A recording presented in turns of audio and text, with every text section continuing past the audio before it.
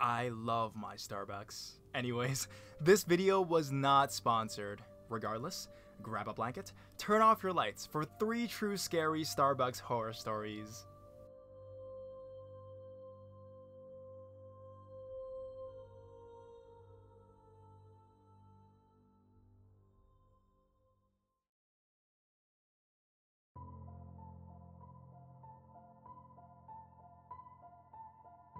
Starbucks?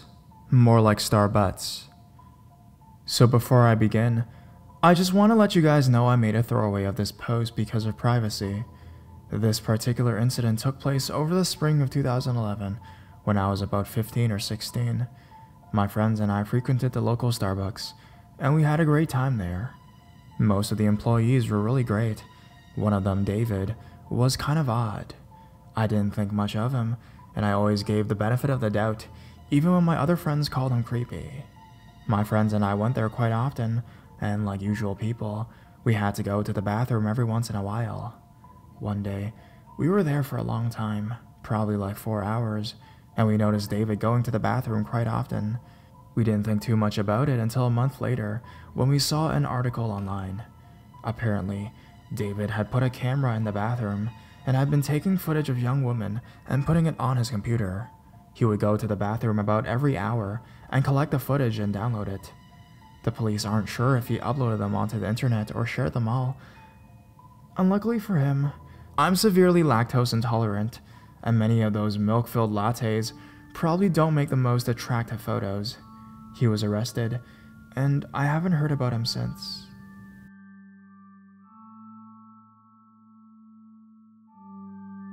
Encounter at Starbucks.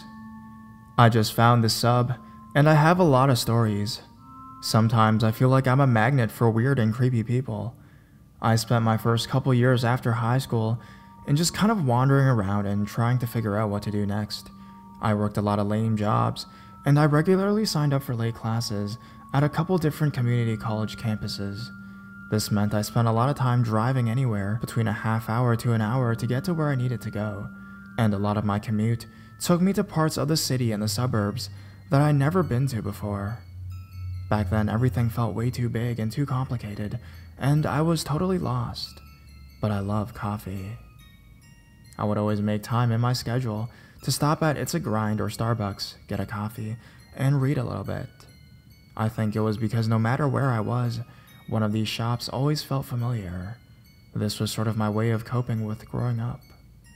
Once, when I was waiting for a friend to get off work, I stopped at a Starbucks I knew. When I first walked in, I noticed a girl who seemed really familiar. This would happen pretty often, and at the time I figured I recognized her from campus, work, or even high school. She sort of smiled when she saw me, but other than that, we didn't interact. This location had a lot of space. There was a large lobby with 5 or 6 tables, a bar-style counter facing the windows, and an outside eating area, and even a few of those stuffed chairs. The girl I had first noticed sat at the table closest to the door, and I chose a smaller table by one of the windows, away from other customers, but clearly visible by most. I probably bought a mocha. When I sat down, I must have spread all my stuff out because I remember the table being kinda cluttered.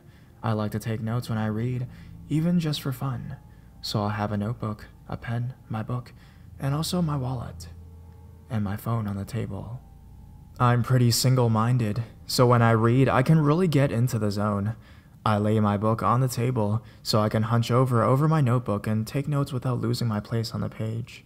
Sometimes I'll lose track of my surroundings. This time, when I eventually look up, I realize that someone was watching me. Another guy had taken the table across from mine. He looked about my age with yellowish hair. I remember he was wearing jeans, which seemed weird because it was basically summer and it was hot out. He didn't have any drink, and it didn't seem like he was going to order one. Once he saw that I had his attention, he started talking to me. He asked me small stuff like what my name was, where I was from, and what I was reading. I was immediately creeped out, and I had always been inherently introverted, and at that time, I was trying to span out and meet new people, so I talked to him. Eventually, he moved over to my table and talked about how he was new to the area. He asked where I was going after this, and when I told him, he said he was going in the same direction. He said that since he was new, he didn't know any of the street names, but that he could find his way by landmarks and stuff. As hard as I tried to be social, for some reason, I didn't really feel comfortable giving him a ride. I told him I was planning on staying at the coffee shop for a couple hours more because I was waiting for a friend. This seemed to bother him because he abruptly changed the subject, but he eventually brought it back up. We went on like this for maybe half an hour. He would ask for a ride again, or ask which car was mine, and I would make up some excuse, and then we would talk about something else for a couple minutes. Eventually, we ran out of other stuff to talk about, so he just started looking at my stuff more. He looked at my notes, asked to borrow my pen, and at one point, he even picked up my wallet and started looking through it.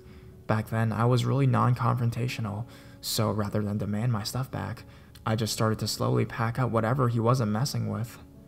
Eventually, he decided he needed to go to the restroom, so I started putting everything away.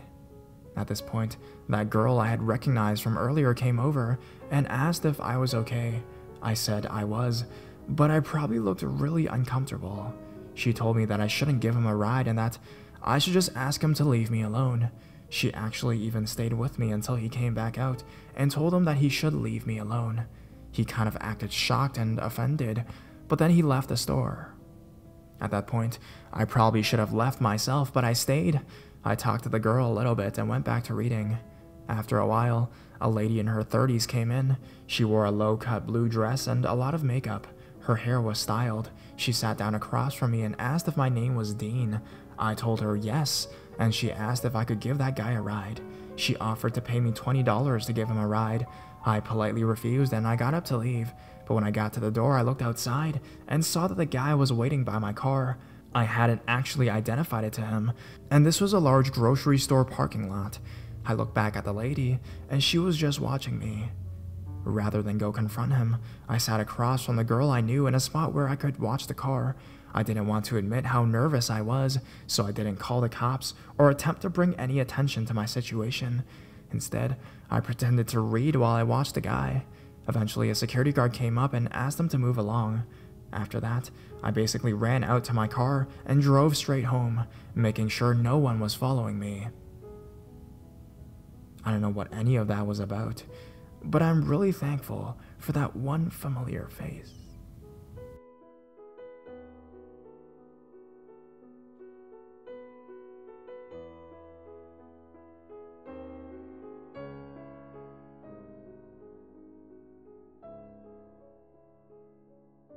Starbucks Stalker. This is my first post, so my writing and formatting isn't that great. This happened a week ago. You may not find this creepy, but I did. I'm a girl. I work in downtown Seattle, and every day I take this train, which is a light rail, to and from work around 3 p.m. I usually walk from my house to Starbucks, hang out there for a while, and walk for about 10 minutes to the train.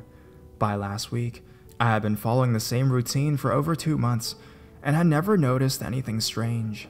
I don't usually pay attention to my surroundings, as I'm either listening to music, doing something on my phone, reading, or doing all of that at once. Anyways, last week, I was walking from Starbucks to the train like I normally do, and I simply didn't notice anything. My train hadn't arrived yet, so I'd sat down on a bench and kept reading something on my phone. I noticed that someone had taken the seat right next to me, but I wasn't fazed. Living in Seattle, I get used to people invading my space. I glance up at and see a man, probably late 20s, staring at me with a massive smile on his face. I gave a quick smile back and continued doing whatever I was doing. I then hear him say, "Hello," with a slight accent, something from the Middle East. So being polite, I said hello back, but I clearly am not interested in talking. He continues staring and smiling at me, and then says, "Have you seen me in Starbucks before?" I look up and shake my head and say, "No." He sounds sad, and then he stops talking for a moment, looking dejected. Now he decides to use his extremely creepy pickup line. "I watch you every day from Starbucks, and today I follow you all the way to train." Saying this with a massive smile on his face. At this point, I didn't know exactly what to do, so I just looked at him and then put my headphone back on, hoping that he would just piss off. He taps me on the shoulder and says, "I come all this way. Give me your number." His smile started to fade at this point, and I'm praying that the train will arrive soon so I can escape. I finally say no, and he gave me a truly angry face and said, "Why not?" I gave him the traditional, "I have a boyfriend" excuse, except I actually did. So when he said, "You serious, or are you just..." I quickly showed him my phone background of my boyfriend and I. I thought he would just give up at that point, but no. Instead, he starts stroking my hair and saying, "You lovely smell," with that massive smile, like he just completely didn't hear what I had said.